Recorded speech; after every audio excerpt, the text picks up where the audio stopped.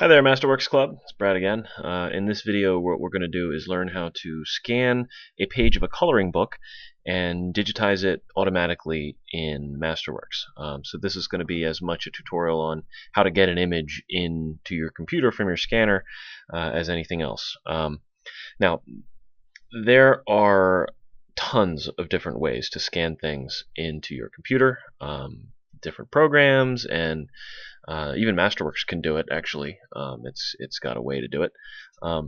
So if there's a way that you already use to scan things in, then just use that way.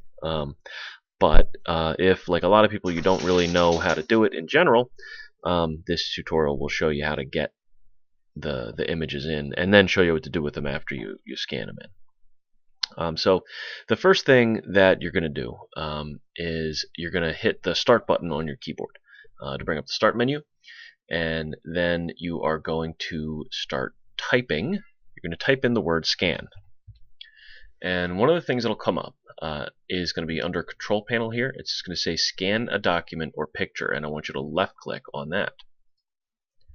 Okay, and then some variation of this will come up depending on what version of Windows you have. But they all will have a button somewhere that says New Scan, and that's what I want you to hit. You're going to hit New Scan. Okay, and then it's going to talk to your scanner. So at this point, if you haven't already, you're going to want to stick your page from a coloring book into your scanner, which I already have mine loaded, and you just put it in there facing down, and you want to change a couple of these settings here. Well, you want to change one of these settings anyway, and if any of your settings aren't set the way that I have them, then you should change it. I'm assuming you're using a flatbed scanner. That means that you're lifting the top up and putting the item down on the clear glass. That's what a flatbed scanner is. Under the profile, you're going to put it on photo.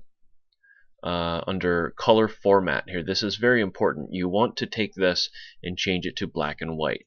Okay, now this is assuming we're doing a coloring book here. Okay, if you're scanning a drawing or something that's full color, or like just a full color picture, then choose color image. But the method that I'm going to show you here doesn't work as well on a full color image as it does on a black and white image. Okay, so you want to make sure you choose black and white, because otherwise it's going to pick up the color of the paper and any minute variations of the coloration on the ink, if any of it's faded or anything. So you want to make sure this is black and white. And on file type, this is also very important. You want to make sure that you have this set to JPEG. So if this is set to TIFF or BMP or anything else like that, you want to change it to JPEG. And the reason for that is that a JPEG is a much more compressed file format. So while the quality is not as high as those other formats, Masterworks is actually not able to handle an image that is too high a resolution, and it's very, very easy to get an image that is just too high a resolution using one of those other formats. And then for DPI, 200 is actually a good DPI. That's what that is dots per inch. And 300 is print quality, 72 is internet quality. So basically, whenever you download an image over the internet, chances are the image that you're downloading is only going to be 72 DPI. With scanning off of a real actual thing, you're able to set it up to much, much higher, essentially getting original artwork, which can be hard to come by on the internet. That's why so many images that you download are of such poor quality. This is a good way to get perfect artwork. So if you've got somebody that you want to make an embroidery for, somebody that's a kid, I guess, that's way into Frozen, Disney's Frozen, or any of the other Disney things, or like Ninja Turtles or something like that, there's going to be coloring books for them, and you can rip a page out and do what I'm going to show you. Anyway, black and white, JPEG, resolution is going to be 200 DPI.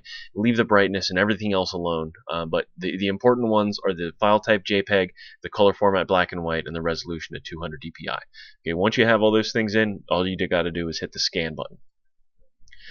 It's going to wake up your scanner, and depending on what scanner you have, it may take more or less time than mine is.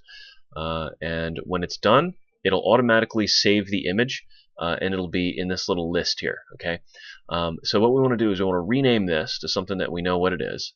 And what this is that I just scanned is this cat sitting on a cloud with a halo. I guess the cat died and went to heaven, something. Now it's an angel. I don't know. It's one of Meadows' pages from one of Meadows' coloring books. Anyway, we're going to rename this Cat Angel or something like that. So you're going to right click on here where it's the image. It just says image. That's the default name for it. You're going to right click, choose rename. I'm going to name it Cat Angel. All right, and just hit OK.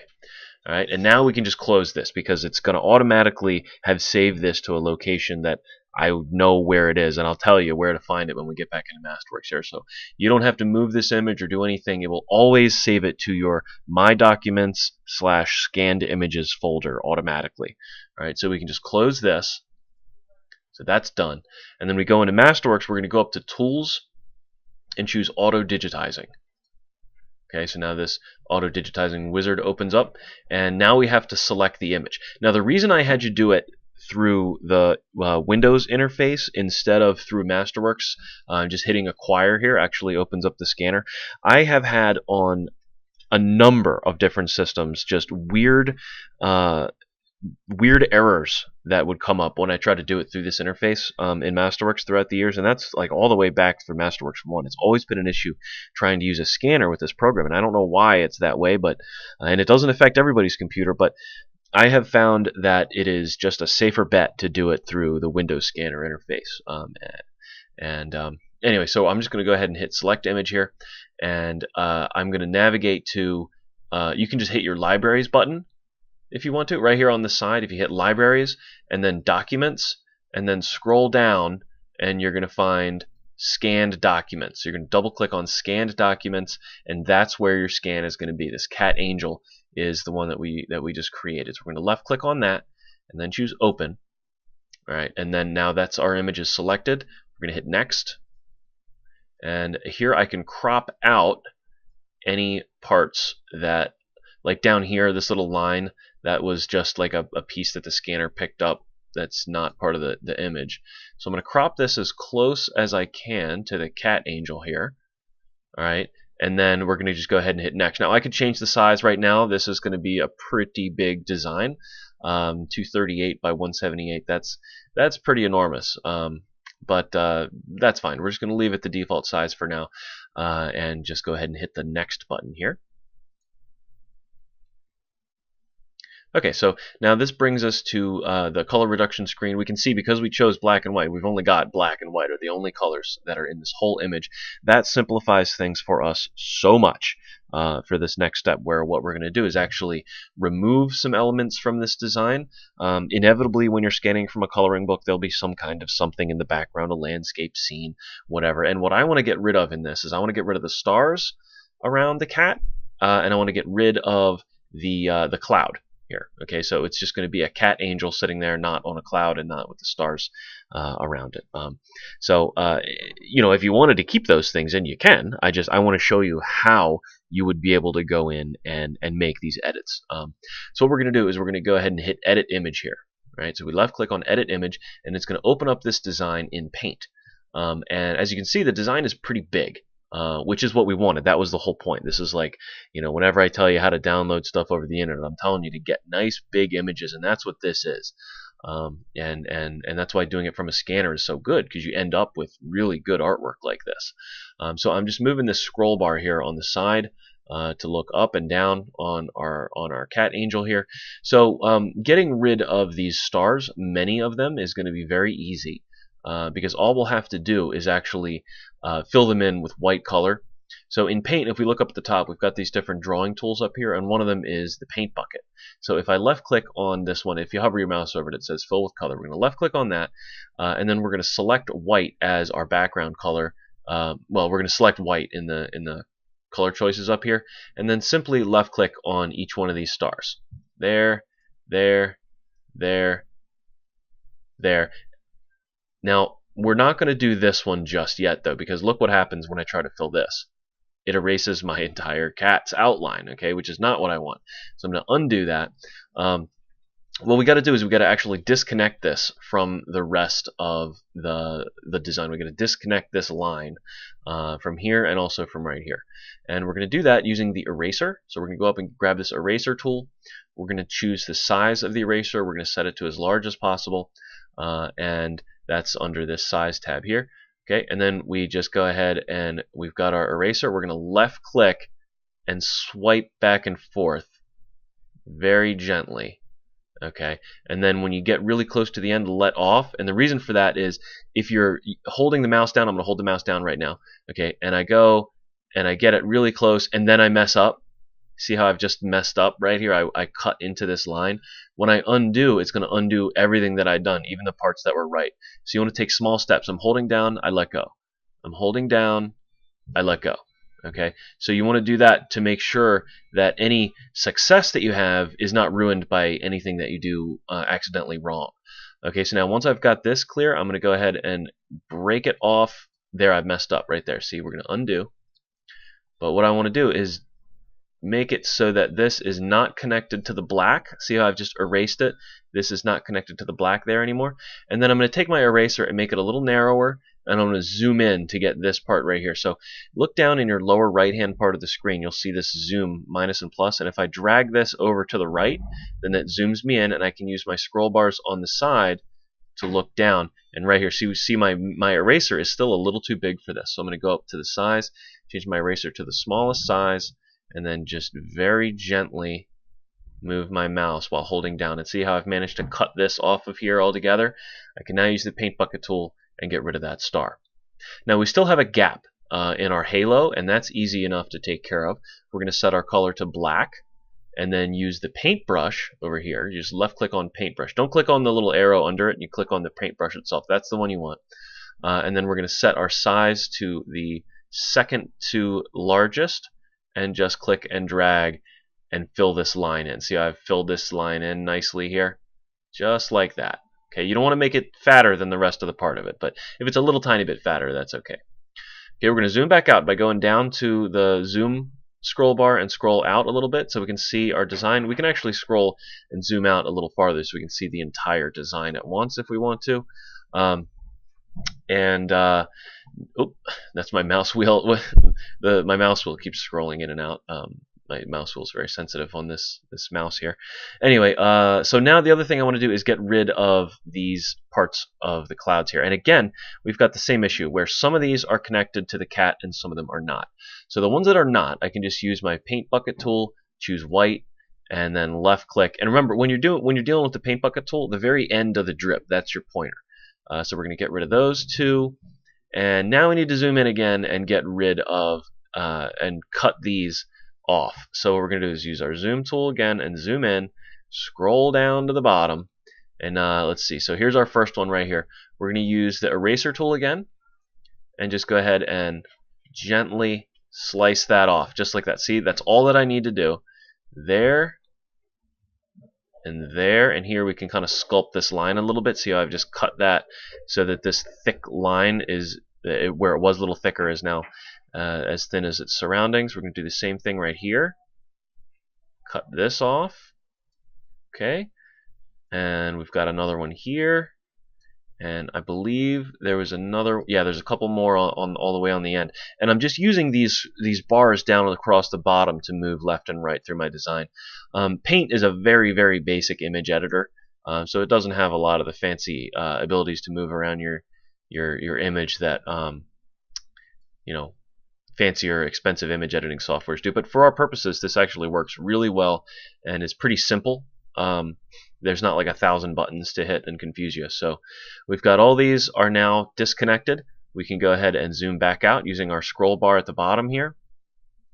And we can go back to our paint bucket. We've already got the white selected, and we're going to go ahead and click on each of these little lines that I wanted to get rid of. So that's how you're going to get rid of any unwanted artwork in your design. You're going to use the eraser tool to slice them off of the area that you want to have, and then you use the white with the paint bucket tool to fill them in. Now, the next thing that we want to do with this is add some color to it. Now, if I took this and digitized it the way that it is, I would end up with essentially an empty black outline. And what I want to have are some colors in here. So the actual colors that you pick for this are not that important because you can change them later. But what is important is that you have a color in each of the areas. And that any of the areas that you think you're going to want to be the same color, you may as well make them the same color. It'll make it easier to change their colors later. So let's go ahead and add some colors to our little kitty cat here. I'm going to go up to my color selection. I'm going to pick this kind of like orange color, make him like an orange tabby, and click on his face and his chin, and I'm going to left click on his arms here and his back paws, and down here at the bottom his belly. And let's see, we'll actually keep his little fluff in the middle here. We'll keep that white. Maybe he'll be like a white and orange cat. Let's see, we'll get pink for the nose and the tongue. And you know what? I'll put pink on his ears too, here and here. We'll make his little angel wings like this kind of seafoam color. We could make this two different colors on the outside and the inside too. Let's do that. So like seafoam, and then kind of like this bluish gray for the inner part of that. And then his eyes, we'll go ahead and make them blue. And we'll leave the whites white on his eyes, but let's go ahead and fill in his irises black, like that. And, you know, that's up for artistic choice. You can make it any color you want. His halo, of course, will be golden. And that's it. It's ready to go at this point. Now we can take this image and just go ahead and use a let's see, we'll make the background color a color that we don't use because we have white in this image. We cannot have our background be white if there's white in the image, and that's because the software will automatically take out your background. So if the background is white, it'll also take out the white from his belly and his eyes. So we're going to make our background this lime green. So as long as your background is any color that's not being used in the design, then that's a good color to use as the background. So we're going to make it the background lime green. Remember, we're not going to see that. That's going to be taken out automatically by Masterworks. So we've got our kitty cat ready to go. We're just going to go up to our file menu here and choose exit. Now the file menu here doesn't say file, it's like a little picture of a file. Okay, so you're going to click on this little picture of a file and then go down here and choose exit. When it asks you if you would like to save this, say save.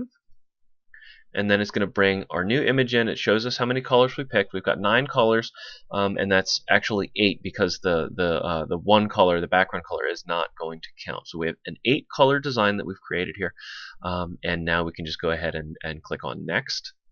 It's going to go and trace our design for us. At this point, all we can do is hit next, really, and then leave all these settings the same. Just choose finish. So leave all those on the default. And now your computer is going to automatically digitize this. It could take more time. It could take less time. Then it's going to take my computer to do it. But you know, the processor in your computer basically is what determines how fast it can auto-digitize a design. So we're just waiting for it to finish. Come on, computer, you can do it. Okay, and there it is. So there's our image. Now remember, whenever you auto-digitize a design in Masterworks, you're always going to have to move the outline to the front. Okay, so the outline in this case is the black. Oh, my computer is yelling at me because I'm using up all of the memory doing this and recording it at the same time. Anyway, we need to move the black to the front. So we're going to go and we're going to left click on our black in our sequence view here. We left click on it and that'll select just the black. We're going to right click on it and choose we're going to choose move last. Okay, and that's going to move that all the way to the front, and then there's our design. We've got our little kitty cat, and that's pretty easy, and it's a good way, like I said, to get really good artwork. Now this is a super simple design, but if you had a more complex coloring book design, you know, you could do that too. As I've shown in the past, the artwork, or not the artwork, the auto-digitizing program in Masterworks is really quite powerful and robust, and so essentially the point is here that scanning an image, if you have the image in physical form, is a much more efficient way to get some artwork in, because you're going to get a much higher quality. You just have to remember that you have to tell it to make it black and white, because you're not going to pick up all the noise from the background. Let me show you why you should do it black and white. Let me show you what happens if you don't. I'm going to go back to my start menu and go and type in the word scan again. Open up my scan a document or picture button here. I am going to do a new scan. And this time I'm not going to change this from color. I'm going to leave it on color. I'll leave everything else. I'll leave this on JPEG, but I'm going to leave this on color. And watch what it does when I hit scan here. Once again, it's waking up my scanner, scanning the image.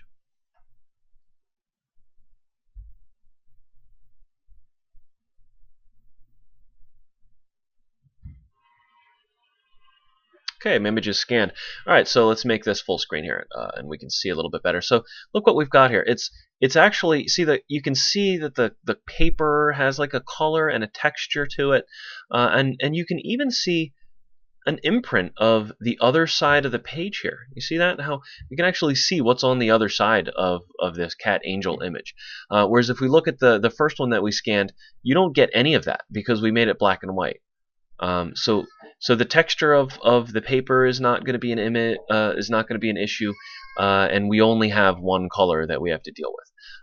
So that's why you set it as a black and white, and that's why if you've done this in the past and you tried to scan an image and you got mixed results, it may be because you didn't set it to scan it in black and white. And this also makes scanning in a full color image a little bit more difficult also. Although Masterworks' autodigitizer does do a decent job of reducing the effect of little artifacts in the color of the paper and that kind of thing. It is far easier to start with a black and white image. And since really what Masterworks' autodigitizer works well on is a cartoony type image, it's a wealth of different things. When you go buy a coloring book or something like that, you're able to scan all those things, and you can add the colors in yourself. Oh, be quiet, Windows. Keep the current color scheme and don't show that again. Usually I turn that warning off before I start recording. I forgot to this time. But anyway, so here's our finished result here for our cat angel. And that's it for this video. I hope you learned something, and I'll see you in the next one. Thanks for watching.